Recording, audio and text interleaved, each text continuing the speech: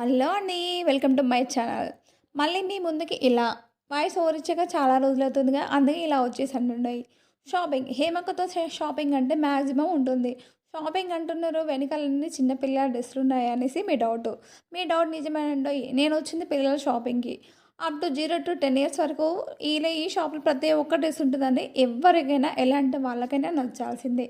అందుకే మా అమ్మ కుట్టింది తీసుకొని వచ్చేసాను. నా వెనకాల ఉంది పాప అమ్ము. మా చెల్లె వాళ్ళ పాప. దానికి షాపింగ్ అనేసి వచ్చేసాము. వచ్చి 1 అవర్ పైనే అయిపోయింది. అయినా మా చెల్లె షాపింగ్ ఇంకా ఒడుస్తలేదు. మా చెల్లెకి ఒక పాప, ఒక బాబు. దీంట్లో పిల్లలకేందంటే 0-10 ఇయర్స్ వరకు ప్రతి ఒక్క డ్రెస్ దొరుకుతుందండి. అందుకే ఇలా డ్రెస్సులు తీసుకుందామని వచ్చేసినాం. మా చెల్లె ఇది చూడు, అది చూడు, దీని బ్యాటరీ చూడండి. మా అమ్మ బ్యాటరీ డౌను. అది అలసిపోయింది.